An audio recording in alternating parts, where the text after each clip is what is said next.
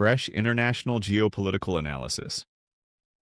Today, the focus is on Donald Trump, the American president, and also on how he handled his latest meeting with Giorgia Meloni. And then at 12, Amico Comune. At 12:30, Estrella arrives. With Rosanna Piras, we'll have an in-depth.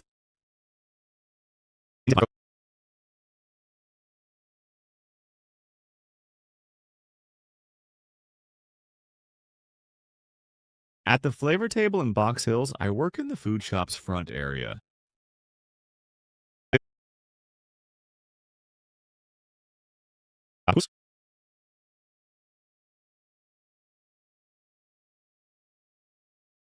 Welcome.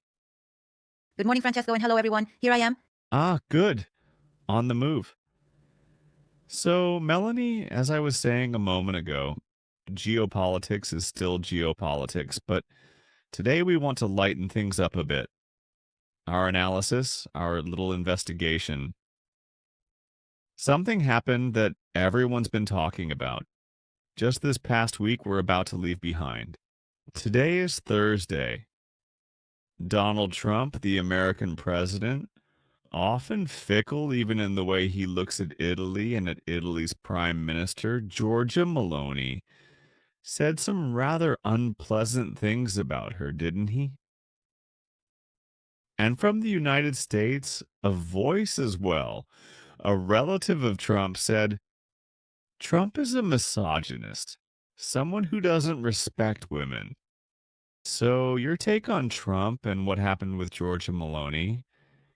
It looks like they're kind of patching things up a bit, but more broadly on businessmen in general. No, yes, of course, Francesco. Thinking that Trump isn't, how can I put it, patriarchal would be a dream because he, like all businessmen of a certain level, but also of a certain age, because it seems to me Donald Trump went through, well, andropause a long time ago, thinks in this way. They're authoritarian, and they find these partners who, even if they're intelligent, still have to show the most appealing, the most enticing side of the whole package, so beauty, a decorative woman. And I'm not saying objectified woman, because that's too simplistic, more like a woman who, in any case, mustn't cause any trouble, right? Also because they always tend to solve every problem, even the woman's own problems.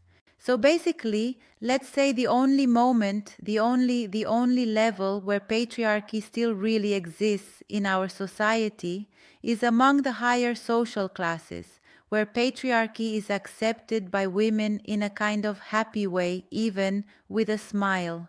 Because all these friends of mine too, whom I also see in the exclusive schools where my kids go, are perfectly happy to live a certain kind of life with powerful, authoritarian husbands who still leave them relatively free, basically. So, your view, which is basically this, applies to everyone. But Donald Trump is the president of the United States, so he ought to carry himself differently, shouldn't he? Yes, but he can't really behave differently because he's cartoonish like everyone else, like all Americans. And ever since he's done television, he's always been a character, and the way he expresses himself is completely cartoon-like, almost Disney-esque. So when he puts across an idea, even this sort of quarrel over the photograph, this mediation, because in reality Donald Trump is desperate right now since he's got everyone against him. Now he's got Israel against him too. You know Miriam Adelson, the one who shelled out $250 million in the election campaign to back Donald Trump. It's that Zionist Jewish base tied to Sheldon Adelson, part of the mega group. Basically those Zionists who play a real steering role in America connected to Israel and who influence U.S. politics by massively funding governors. We say that donations in America are legal. There are actual institutions that funnel money to future candidates, to candidates for future presidents. And Sheldon Adelson, with his wife Miriam, because he's dead now, was basically the king of the Las Vegas casinos. He made a ton of money precisely in these exclusive clubs and so on and so forth in this fairy tale over the top world of casinos. And Miriam Adelson now with her press, with her Israeli news, she's going after him. So a break with Israeli politics, especially since Trump himself has spoken negatively about Netanyahu, saying he's going too far and even getting defense wrong. Basically, he says you can't bomb a people like the Lebanese when, for example, Hamas rockets land out in the desert, right? That was the line he used to justify his attack on Netanyahu, his split with Miriam Adelson, and his split with Europe too, right? Because we think that Trump is kind of pulling back from a few fronts. It's an overstretched empire, in decline, and since it can't focus anymore, now almost half of the, well, maybe, in short, nobody really knows the numbers, everyone lies, and everyone hides what the losses are. But this war weighs on the Americans. They've spent too much on defense, and now Trump finds himself strapped for cash and with all Americans against him, because the midterm elections are getting closer and he has to end this war. Iran's real atomic bomb is the Gulf, the Strait of Hormuz, because all it takes is to close that and you impoverish the whole. That? That is Iran's real leverage, the real danger for everyone else, right? That's what you're saying, not the atomic bomb. Meanwhile, Trump is celebrating in Washington the 250th anniversary of the United States. And we should defeat communism again, says Donald Trump. He's looking for a new enemy, a comeback of sorts, even though we all know who the communists are for Trump. Putin, he seems to have maybe the best relationship with Putin right now. Look, my dear, because I think that when the extremes meet, in the end, they're the same. The far right is the same as the far left. They're all authoritarian and totalitarian. And the question is about Giorgia Meloni instead, right? In your opinion, how did she act after those words from Trump? And how is Giorgia Meloni seen around the world, the Italian prime minister? Let's see. Yes, yes. Can you hear me? Yeah. Yes, I can hear you. Yes.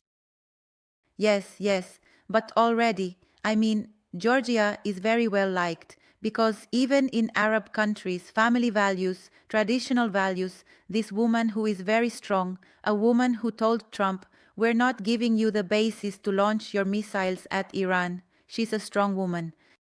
And that precisely triggered Trump's furious anger, obviously, right?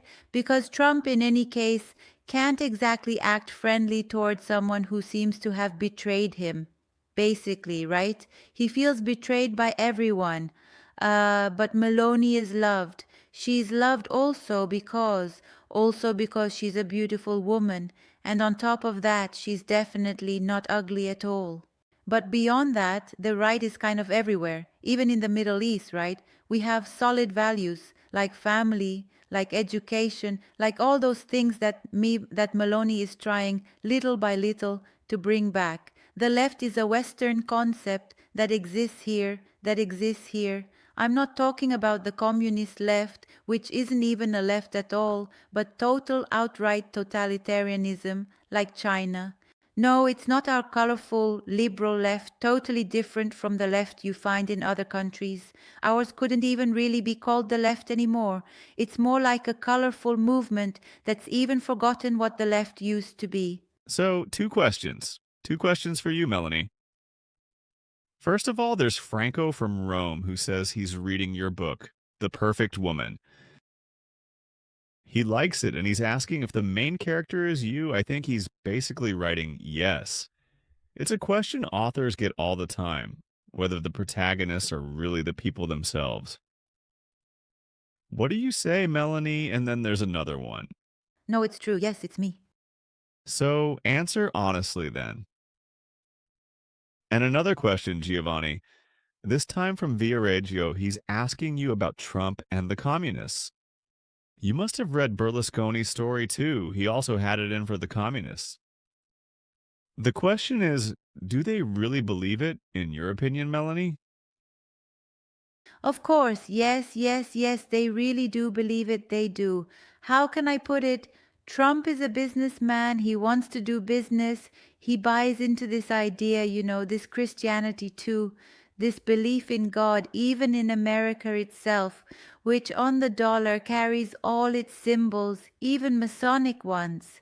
We should remember that the American empire was born out of the Freemasonry of Jefferson, of Washington, of George Washington, and all those people, and they firmly believed in American Puritanism, in God, and they truly believed they were the founders, the bearers of a new world, and Trump fully buys into this idea of being the salvation of humanity. I think it's really deeply rooted in him. Yes, yes. I don't know about Berlusconi, though. I don't know him. I mean, I don't know his profile that well either. What they definitely have in common is a love for beautiful women. You can't deny that. Ah, yes, absolutely, for sure.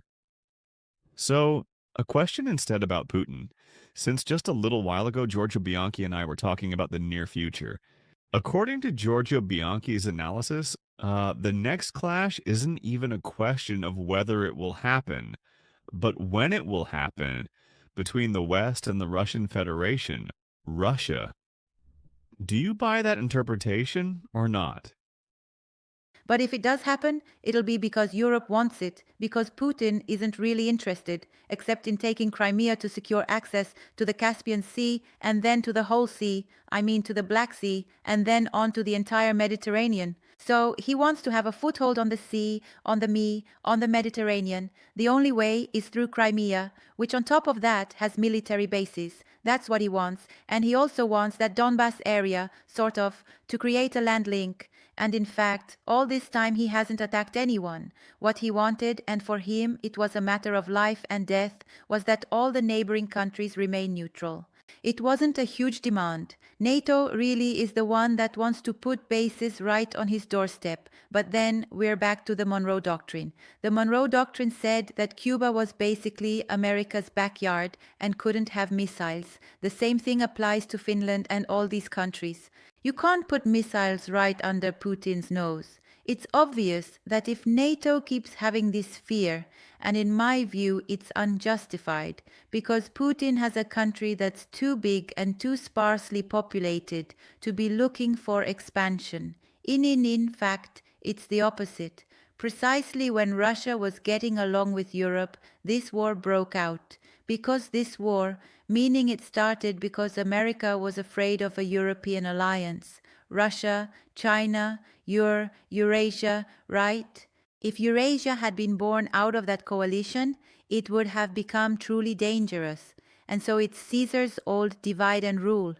The division of all the European states against one another, of Russia against Europe, and of Europe against China.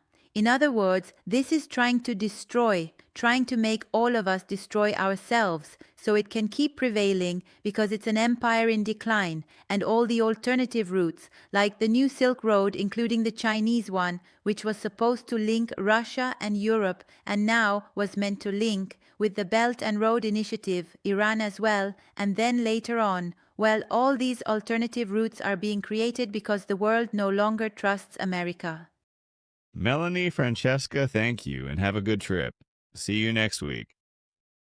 Thanks, Francesco. See you soon. Bye-bye. It's 11:55. Let's take a quick look at today's main stories briefly before we go live. You know, the news of the earthquake tremors in Venezuela that have caused 32 deaths, at least the number confirmed so far, and more than 700 injured. The foreign ministry is checking whether any Italians were in the areas hit by the disaster, and it seems there weren't. That's what the reports were saying, at least up to a few minutes ago. We're ready to go live. Get out of trouble. When debts have you stuck, hit stop. The solution here is called Sdebitop.